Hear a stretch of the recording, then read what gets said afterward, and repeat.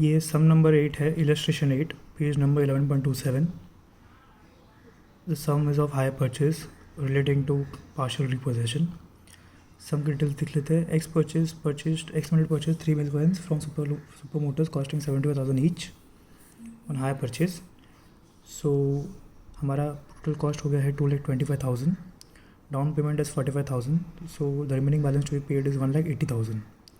The question states that 3 equal installments together with interest. So interest अलग से add करना है इंस्टॉलमेंट में. सो 1,80,000 टोटल पेमेंट करना है. 3 इक्वल इंस्टॉलमेंट होंगे. So 180 divide by 3 which is 60,000 पर instalment at the 9% interest. Depressing वाले डिटेल्स दी हुई है. Depression method is WDV. Diminishing balance method जो दिया हुआ उधर 20%. तो diminishing balance means WDV method 20% interest rate है और 20% डेप्रिसिएशन रेट है. सो फर्स्ट का डेप्रिसिएशन हम लोग इजीली कैलकुलेट कर सकते हैं. Total cost is 2,25,000, not 1,80,000. 1,80,000 तो इंस्टॉलमेंट पे करना बाकी है. It is total 2,25,000. सो 2,25,000 को आप 20% लगाएंगे. So it comes to 2,25,000 into 20%. 45,000 depreciation है. So now the balance of the asset at the year end is 1,80,000. 1,80,000 confuse मत होना इंस्टॉलमेंट के अमाउंट से. तो both are different things. Consequently number same आ रहा है. सो फर्स्ट है कि एंट्री पास कर देंगे. मिल्क वैन परचेज की जो एंट्री दी हुई है, milk van account debit to vendor account. Obviously जो परचेज किया है एसेट है तो debit what comes in, credit what goes. So debit what comes in, यहाँ पे जो अप्लाई होगा rule, milk van account debit to vendor account credit the giver. So vendor दे रहा है तो 25,000 क्रेडिट होएगा. Now this first entry. First entry में हम लोग इंटरेस्ट भी लेंगे और हम लोग इंस्टॉलमेंट का पेमेंट भी करेंगे और डेप्रिसिएशन भी चार्ज करेंगे. सो डाउन पेमेंट जो दिया है we have to show that. So vendor को टोटल देना था 2,25,000. So vendor is on the liability side. Now we have paid 45,000. तो वेंडर को कम करना पड़ेगा उतने अमाउंट से, because if something is on credit it means are liability. हम 45,000 से उसको क्रेडिट कर देंगे और डेबिट कर देंगे तो हमारी लायबिलिटी उतनी कम हो जाएंगी. तो now will debit by 45,000 vendor and पैसा बाहर जा रहा है. सो credit what goes out to bank account 45,000. तो सेकंड एंट्री आ गई vendor account to debit bank account 45,000. First के एंड में और भी चीज़ें हो रही है. इंटरेस्ट हम लोग अक्रू करेंगे. इंटरेस्ट हमारे लिए P&L एक्सपेंस है. तो इंटरेस्ट अकाउंट डेबिट इंटरेस्ट आएगा 1,80,000 पे. 45,000 टोटल 2,25,000 का था. 45 दे दिया, उस पर इंटरेस्ट नहीं आएगा क्योंकि अभी का भी दे दिया है. 1,80,000 हम लोग इंस्टॉलमेंट दे रहे तो उस पर ऑब्वियसली इंटरेस्ट आएगा. हमने ईयर के स्टार्ट में परचेज़ किया था तो पूरे 1 साल का इंटरेस्ट लगेगा 1,80,000 पे. 1,80,000 into 9% comes to 36,000. Sorry 9% yes comes to 16,200. My bad. ये 16,200 को आप वेंडर को देना है. तो वेंडर को और if you have to give something to someone then it is a liability. So vendor को liability account मतलब we have to create a liability relating to vendor. So we'll pass entry interest account debit to vendor account. यहाँ पे vendor create हो जाएगा तो मतलब basically automatically हमें liability create हो जाएगी.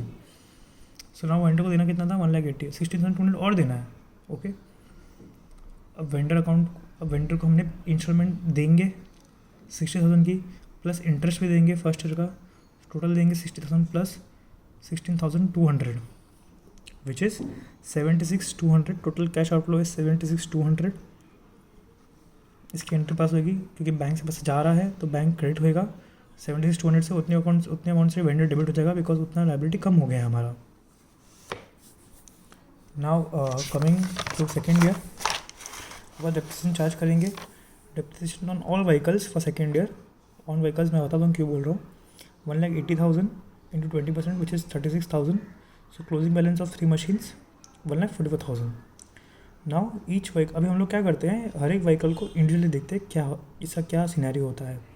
सो हर व्हीकल 75,000 की थी in the beginning. So let's say there were 3 vans. Van 1, van 2, van 3. Original cost was 75,000. After 1 year it became 60,000. After second year it became 48,000. This will be applicable to all the 3 vans. Okay. So 48 which comes to 1,44,000 should be the closing balance if reposition is not happening. Now second installment default हो गया है. Vendor बोलेगा भाई उतने पैसा नहीं दिया है उसके बदले मुझे वैन दे दे. सो हम लोग उसको पैसा देने वाले थे, but now we are paying in kind, so we are paying by way of van. Now van has to be assigned a value, because वो अभी वापस वेंडर लेके जाएगा, तो वी हैव टू डिसाइड कि भाई जितना पेमेंट बाकी था, फॉर एग्जांपल पेमेंट बाकी था 1,20,000 का प्लस इंटरेस्ट ऑब्वियसली, सो उसके बदले वेंडर वैन से कितना एडजस्ट करेगा. So vendor and the purchaser both agreed कि 30% डिप्रिसिएशन हम लोग मानेंगे, और उस हिसाब से जो वैल्यू होती है that will be equivalent to the value of the van. So for example मुझे समझो सामने वाले को इन काइंड देना है, आई have to pay in kind, so I have to assign a value, that value is assigned as per original cost minus 30% depreciation on van 1 and van 2. तो 75,000 पे आप दूसरा डिप्रिसिएशन चार्ज करोगे डिमिनिशिंग बैलेंस मेथड पे 30%, 36,750 आती है, क्योंकि ये 2 वैन लेके जा रहा है.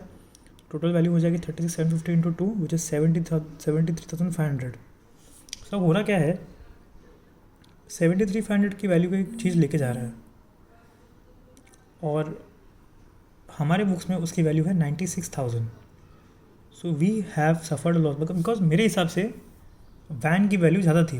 अरे फॉर एग्जांपल आप ले लो कि मेरे पास एक कोई कार है या कुछ भी है, सो आई थिंक कि हाँ 2 साल का वैल्यू इसकी इतनी होगी, 3 साल का इतनी होगी, 4 साल का इसकी वैल्यू इतनी होगी, ठीक है. बट सामने को लग रहा है कि जितनी वैल्यू मैं सोच रहा हूँ उससे कम है, तो मेरे तो लॉस हो गया ना ये. वैसे ही बुक्स में लॉस हो गया. बुक्स में I was assuming 20% depreciation, but vendor को लग रहा है 30% depreciation, which I have to agree because I have defaulted, and he takes 2 vans at the cost at agreed value of 73,500. मेरे बुक्स में वैल्यू तो 96,000. आप देख सकते हो 96 कैसे आएगा. This 48 van 1, 48 van 2, 96,000. He is taking it for 73,500. So I have incurred a loss of 22,500. In the books, the value of van and van 2 together is 96,000. Loss on 3% is 22,500. The remaining entries are simple.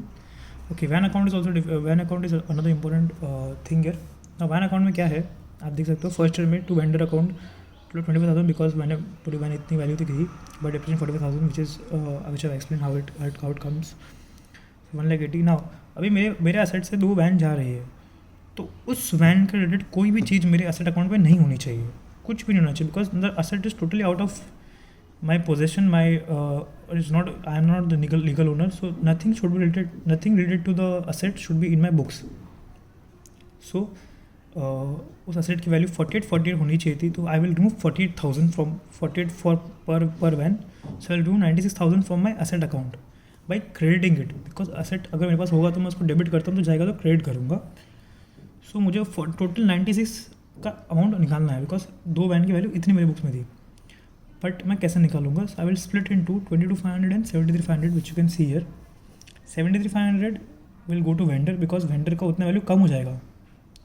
So vendor account will be debited by 73,500 and remaining will go to P&L 22,500, and rest is easy. And rest you can solve. Thank you.